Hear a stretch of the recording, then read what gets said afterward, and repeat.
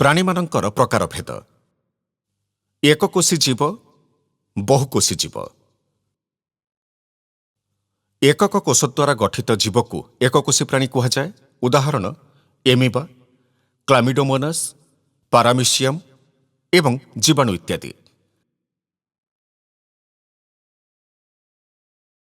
ବହୁକୋଷୀ ପ୍ରାଣୀରେ ବହୁକୋଷ ଏକକ ଶରୀରରେ ଏକତ୍ରିତ ହୋଇଥାନ୍ତି ଏବଂ ବିଭିନ୍ନ ଅଙ୍ଗର ସଂରଚନା ପାଇଁ ଭିନ୍ନ ଭିନ୍ନ ଭୂମିକା ଗ୍ରହଣ କରିଥାନ୍ତି।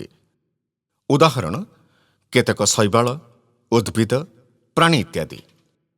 ବିଭିନ୍ନ ମୌଳିକ କାର୍ଯ୍ୟ ଯାହା ପ୍ରତ୍ୟେକ ଜୀବିତ ପ୍ରାଣୀର ବିଶେଷତ୍ୱ, ତାହାର ସମ୍ପାଦନ ପାଇଁ ଜୀବିତ କୋଷଗୁଡ଼ିକରେ ବିଭିନ୍ନ ଭୂମିକା ଗ୍ରହଣ କରିବାର କ୍ଷମତା ରହିଛି।